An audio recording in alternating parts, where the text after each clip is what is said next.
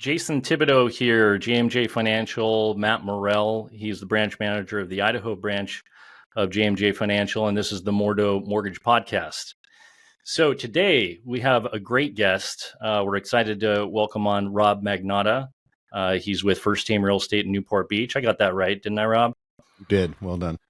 Cool. Yeah. One of the things that we want to do in this podcast, and we've made a commitment to do, is to bring education at the forefront. And that means bringing on, in the real estate world, people who are actually in the trenches every day, listing homes, selling homes, representing buyers, everything, right? And one of the things that is a little bit challenging in our industry is the barrier to entry is very low, right? So probably most of us know somebody who has a day job that also happens to have their real estate license. And at the end of the day, whether it's on the financing side, to get your NMLS, it's an 8-hour course or 20-hour course, and voila, take a test and you're able to negotiate mortgage loans. And something similar can be said for the real estate side. So this is what I always struggle with trying to convey to the average prospective homeowner or homeowner looking to hire an agent. Experience matters. There's this concept of 10,000 hours of mastery is what it takes to have mastery around something. And so the reason we have Rob on is he has that, right? And our commitment is to only bring on professionals who actually have done it for a long time and done it at a high level. And we're kicking things off as far as the real estate side goes with Rob. So welcome aboard, Rob. We're going to talk about a few things today. You've kind of got a unique perspective as an agent, not just in the California market, but also the Utah market and the Idaho market, which is something I think you and Matt will connect well on today. So we want to get that perspective, but go ahead and give us, the high level overview of who Rob Magnotta is as a real estate agent and a human being. Sure. Good to see you, Jason and Matt. Thank you for having me on. I appreciate it. I started over 20 years ago. I started in kind of a backwards way for a realtor by sort of unintentionally flipping a couple of homes. And what that led to over time was just kind of backing into the realtor space. So it wasn't my dream as a small child to grow up and become a realtor. But sometimes you find things that you're good at and you're adept at it. And so I've been a multiple award winner, top producer. Have served a lot of areas, made a lot of great friends, a lot of great connections, which I think is maybe the coolest thing that doesn't get talked about in the real estate space. But so I've been very lucky. I've had a great career. I've sold homes in Utah, Idaho, but predominantly California.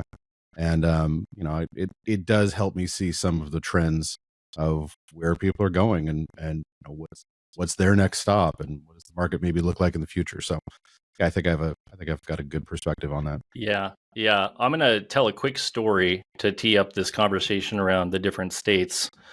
Matt, who's my partner, hi Matt, he's in Idaho. And that wasn't always the case. Matt and I became partners when he lived in California. He's a Los Alamitos kid, grew up there with his family. And what ended up happening is I think his parents were the first to move out to Idaho in retirement mode. He's got 3 other siblings, 2 sisters and a brother. And slowly but surely, and you can correct me if I'm wrong on the story at all, Matt, but his family started trickling out because they're a close-knit family and very, very bonded together. And it's at a certain point when I noticed this migration to Idaho and Matt was still here, I made the comment to him, you're probably moving to Idaho, right? And I had mixed emotions around that because it's my business partner and, we were doing pretty well. And I just, I look at it through a different lens now because we have a whole different marketplace to build in, which is awesome. So it ended up being outstanding. But, at first he was feeling like, no, this is going to be great. I'm staying in California. I don't know, what was it, maybe 3 months, 90 days or something like that before it was like, oh, by the way, I'm moving to Idaho. Yeah.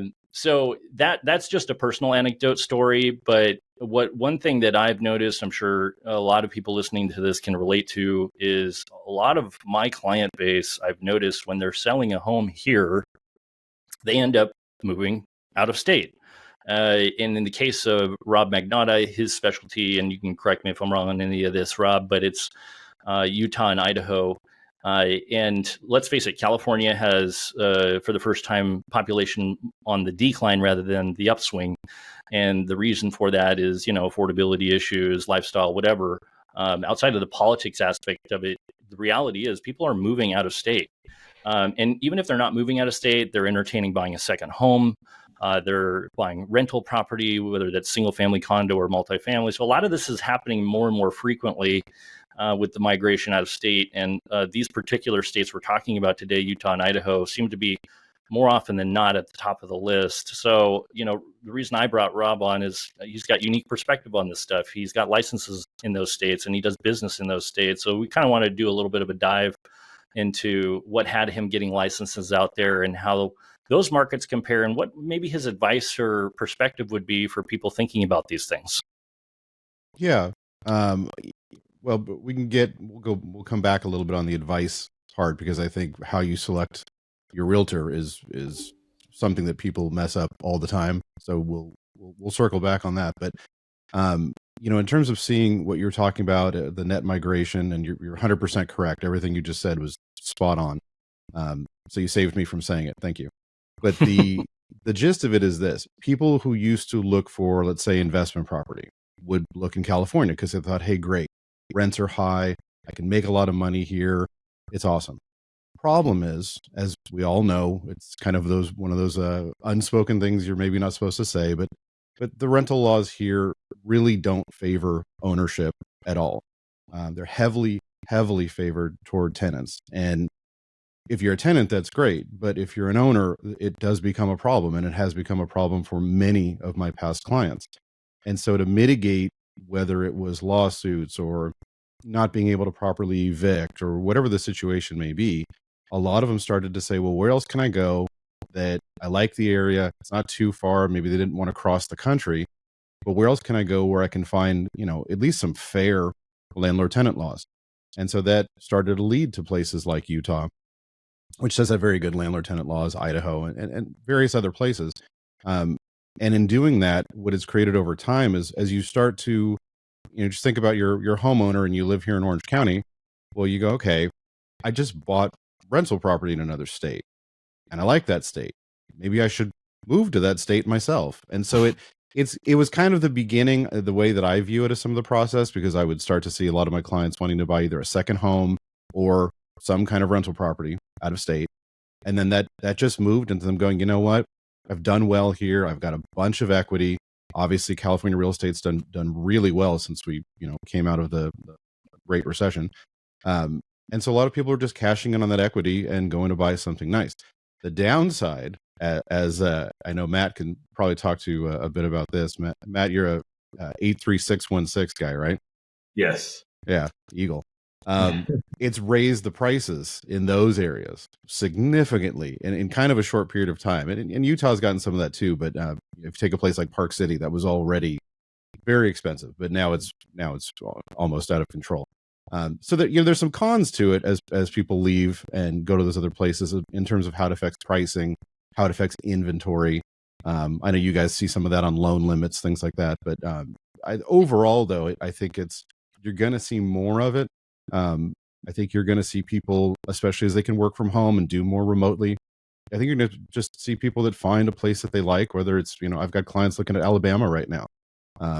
10 years ago, I think if I said that out loud, someone would have said, why? But there's a lot of beautiful places there as you start to explore any state, really any state. So yeah, I think you're going to see more of it, and you're going to see less selling their home in California and buying another home. It seems to very much be on the decline. Rob, you've been doing it so long now. Did you see this trend starting before COVID and then COVID accelerated it? Or did COVID really start this trend? Where do you think the timing is on this in terms of when it started? That's a great question.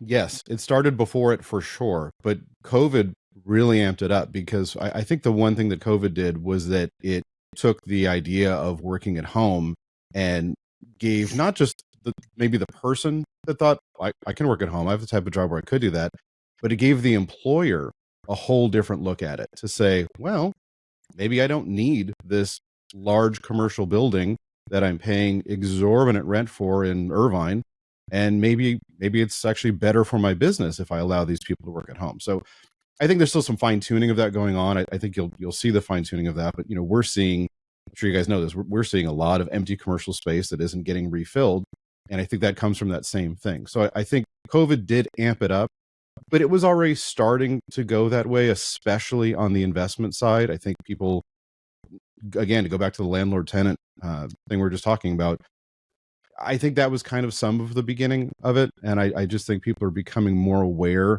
that they're maybe in harm's way by keeping their investments here, maybe a little less in harm's way moving them somewhere else. But yeah, I think COVID did for sure amp it up.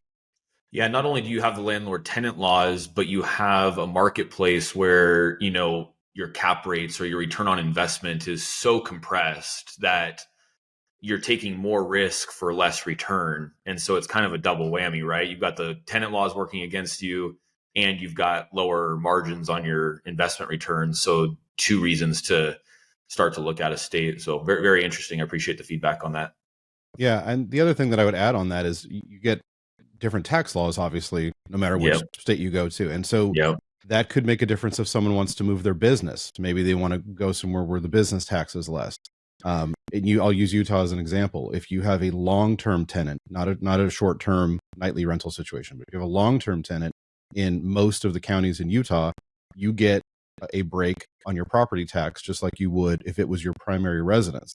That's appealing. So if if you just, take 1% as it's not 1%, it's a little bit more. But if you took that as an average and you just said, now I'm going to pay 0.5%, yet still have a tenant, that's phenomenal. We don't have anything like that in California at all. So I think that's such a great point, Rob. And the property taxes themselves are so much lower. I mean, here in Idaho, we have a $125,000 exemption on an average sales price of $600,000.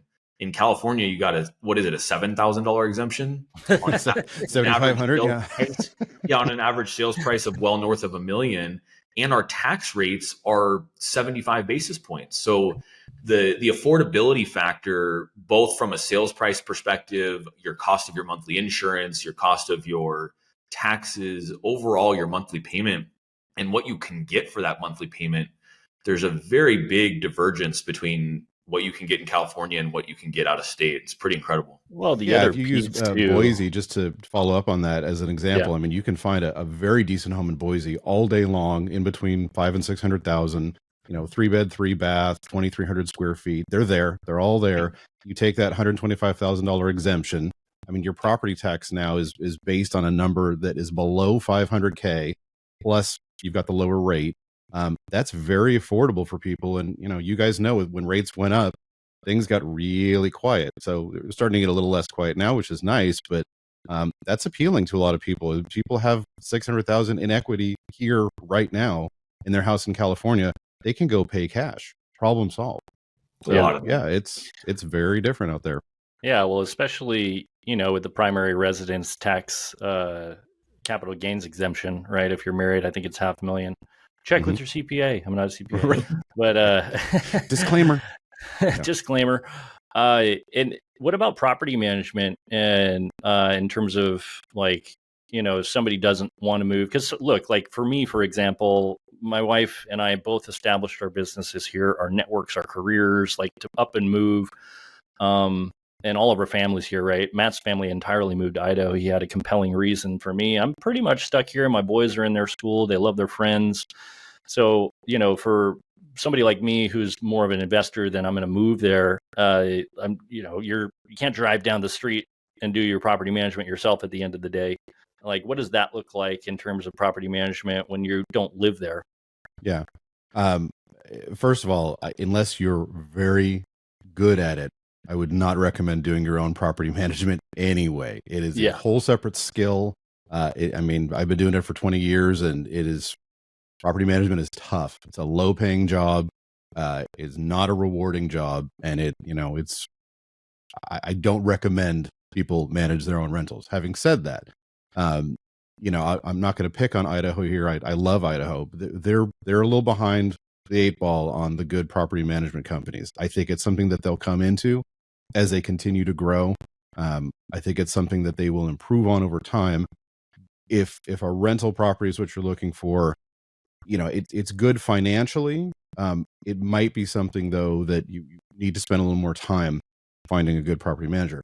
Utah's a little better, but they've had a head start. So a lot of especially you get into the larger, we'll call them more touristy areas like the Park Cities, Midway, Jeremy Ranch, places like that. A little bit easier to find quality property management. There's some good people out there. There are people that have personally recommended, people that I would feel comfortable using myself, although obviously I'm able to manage mine. And it almost might be silly for me not to, but there are people that I'd be very comfortable with if I was doing it myself. California has a lot of property management, but you're dealing with California landlord tenant stuff again. So. Rob, are you doing property management as well? Yes, I do it here. And then out of state only on my own particular rental properties. So moral of the story, because it's a relatively easy thing for me. Yeah. Moral of the story: Idaho needs better property managers and better restaurants. I've got some property managers, and the restaurants are coming. Leave us alone. Perfect. There you go. These things do take time, though. I mean, you have to remember if you step away from it. I mean, the place that people always wanted rental property, it's California. I mean, it's been number one for a long time. It's as these things change, they don't change overnight. So you also in that get a lot of time to develop good property managers, good companies, things like that. So it's just a head start thing. They'll all catch up eventually. Cool. Is there anything else you'd kind of have us know? I've gotten my notes written here, a question about the primary differences in land, homes, buyers, sellers, in the states we're talking about today, Utah and Idaho versus California. Yeah. I think we get into a little bit more. I'll circle back to something I hinted at before, which is how to really go about selecting a quality agent. I do think most people mess this up. I don't know that it's their fault. There's not a known list of like, hey, what are but there are some basics that you should be asking anybody before you hire them. I mean, you shouldn't hire a surgeon to work on you who's never even seen a doctor. You shouldn't hire a lawyer to represent you who's never been in court. You shouldn't hire a realtor who doesn't own his own house. I think it's preferable that they don't just own their own house. They've sold their own personal house and bought a second one. Maybe they own some investments, but you learn a whole different set of skills when you buy and sell property that you can't get from just writing an offer. And that's not to say that you can't get really good at writing an offer. That's not to say that you can't be a great negotiator, but you don't learn the same things. So the marriage of those two things is highly important. I mean, if I knowing what I know, there is no chance I would hire a realtor that didn't own their own property. And I'm sorry if I offend any realtors out there that don't own their own home, but to me, like that is an absolute. I could stop the interview right now. Thank you very much, and let's move on. And then really, I don't mean anything mean by it, but it's paramount. I would also say, you touched on the 10,000 hours. Obviously, for a lender, you're going to do thousands of deals. That's common for a lender. For a realtor, it should be hundreds of deals.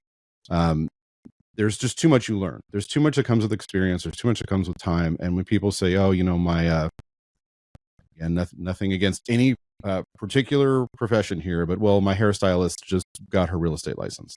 Yeah, that's great. But we sell $2 million homes here like they grow on trees. Yeah. Real estate is a highly litigious field. Do you want to entrust that? I mean, these are things that people should ask. When you find, now to answer your question, when you find a high quality realtor that knows their stuff, has the experience, has the track record, can ask past clients to jump in and say, hey, you got to use this person. They're fantastic.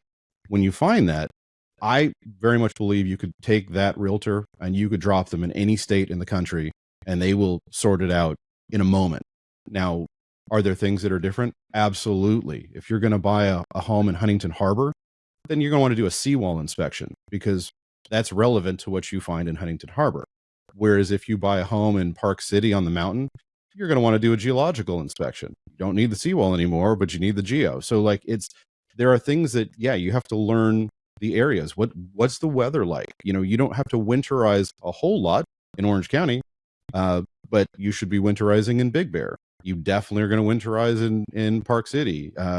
You should know if you're going to leave your home vacant in Eagle. Obviously, you don't get as much snow as, let's say, a Sun Valley does, but you should certainly be aware, hey, I might be gone a few months out of the year. I'm going to winterize my home. These are things that I think realtors should know. They should understand. They should be able to explain it to their client. I think it's best if they have lived through it and know what it's like. And I hate to say this, most realtors do not. So I think sellers who often complain and say, oh, my realtor was terrible. There should be some level of introspection there where you look back at yourself and say, what was my criteria to hire them? How deep did I look into them? So, it's a kind of goes both way field, I think.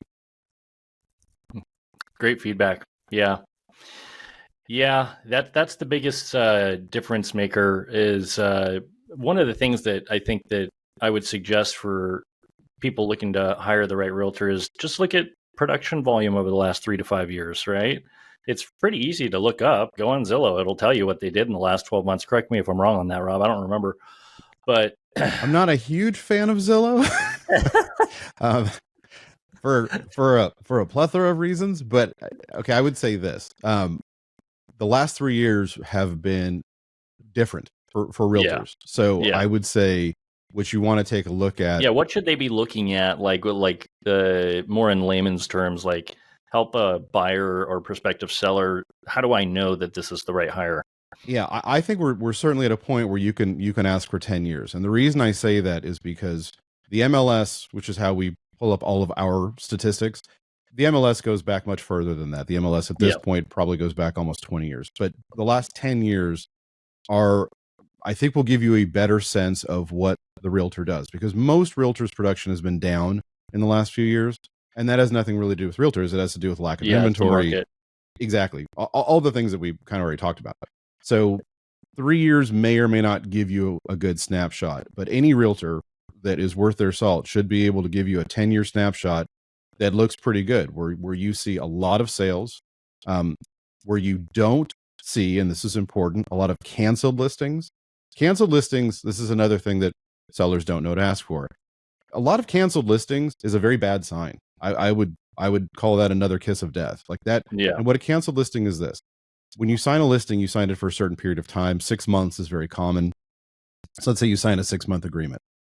Something happens within that 6 months that either irritated the seller or made them mad, or they felt like you weren't doing your job. Something happened where they said, you know what? I don't want to finish this term. Let's just cancel this thing. So that's a bad sign.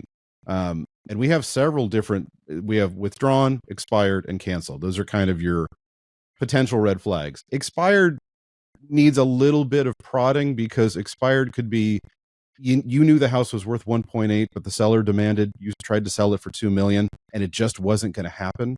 So expired, you may want to dig into a little bit and ask the realtor, I see you have, 3 or 4 expired here. What was the situation?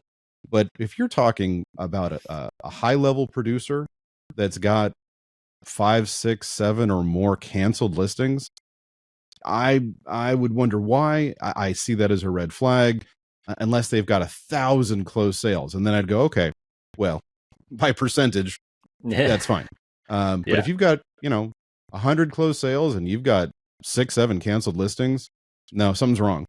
Something's wrong there. And so these are important things to help you qualify a realtor. Like, can I see your canceled listings? And Zillow won't show you that. So Zillow is half accurate. It gives you half and it doesn't pull in other things too. If you've sold investment property, a 4-unit property, Zillow doesn't pull that. A lot of times if you closed a deal where the MLSs don't always agree. So sometimes there's some conflicts. So I've closed, listing in Big Bear that just didn't show up on Zillow. And then when I went to Zillow and said, hey, this was my listing, they went, well, we don't see it that way. Like, well, interesting. But I can send you the listing agreement. Like, well, yeah, but sorry, the MLS didn't show it right. So Zillow's, yeah, okay. So when consumers, before they've hired an agent, what source? Is it just a matter of making sure you hire the right agent for them to be able to get good data like that? Yeah, the agent should bring it to the listing presentation. I mean, you should. I am a fan of the talk to 3 agents. That's an old rule. I think it's a good rule. I think it's a good rule because, first of all, as an agent, I shouldn't be scared of it. I don't know who you're talking to, but it doesn't matter to me. I believe you should tell every agent who you're talking to, because some agents will do some funny things, and they may bring in statistics that aren't right. And so by telling everybody, this is who I'm talking to, and bring me your best presentation, I've said in many, I will tell you, I've said in many listing presentations where they said, well, so-and-so told us they do this. And I know for a fact that's not true. So I'm able then to say, okay, well, I can actually prove that that's not true. And they should be able to do that about me. I mean, if it was going to be like a real transparent real estate market, which we do not have, and I don't believe that the higher ups want at all, because there are reasons for that too, dual agency being one of them. But if that's what they wanted, there are ways to make the real estate market very transparent very quickly. I would almost say very easily.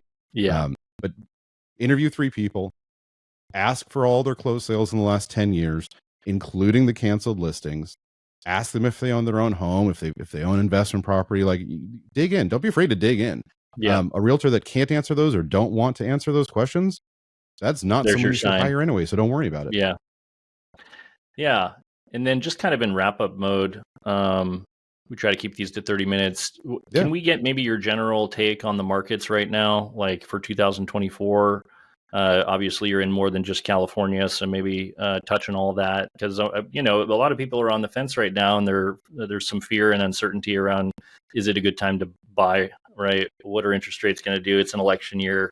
I always like to ask that question when we're wrapping up, to kind of end with your perspective on the overall real estate market. Yeah. Boy, I could come back for a second podcast and spend a half hour on that question alone. And we will, and we can. Okay, sounds good. So obviously, disclaimer: no realtor has a crystal ball. This is opinion and projection at this point. But your guys' world, the interest rate world, is a big determining factor in what's going on. And since rates have crept down a little bit, I've already gotten a bunch of phone calls from past clients saying, I'm thinking about selling. Where do you think rates are going? Now, I never like to quote rates. I would much rather send them to you guys and say, you guys do the rate quoting, and you guys cover that. You're pros. You've been doing it a long time. You're phenomenal at your jobs. So that's really for you. That's your lane. And I don't like to be in your lane. Thank you, Rob. Absolutely. Because I prefer you stay out of mine. So you run yours, and you guys are great at it. You guys are, anybody that's watching this, that's phenomenal lenders. But I think as those rates continue to come down, you're going to see more sellers who have been sitting waiting. You're going to see them start to pop up. This can go 2 ways. If we get flooded with inventory, I think that would be very bad for the market, because I think there may not be enough buyers out there to absorb a massive amount of homes that suddenly came on the market. So that I don't think would be good. But if it trickles on, which is more what I think will happen, I think there will be enough people to absorb it. And I think if it trickles on as rates are coming down, I think you'll see those homes hold their values fine. And I think you'll see where they're going, whether that be a place like Idaho or Utah or Florida. I think you may see home values go up in those places, because you'll get into that competition stage that we had before, where there were a lot more people. So I think California homes are going to hold fine, so long as the inventory just doesn't flood. And I think that other markets that are very popular right now to receive those sellers, I think those markets will do well. Yeah. Interest and rates again, definitely. This could be an hour-long answer by itself. So talk to a professional. If you have lender questions, talk to guys like Jason and Matt. If you have realtor questions, talk to a good realtor. But there's a lot involved in that question. But it's the question. No, I appreciate the feedback. Rob, thanks for being on today. And we'll make sure to include, as we post this podcast, your contact information. The reason we had Rob on today is because he's a true professional and incredibly good at what he does. He's got good integrity too, which is the foundation of everything at the end of the day. So Thanks for spending the time, for the perspective. Let me know if there's any parting words, guys. Other than that, we can wrap it up. Thanks, Rob. Absolutely. Thanks for having me. Look forward to seeing you guys again. Bye.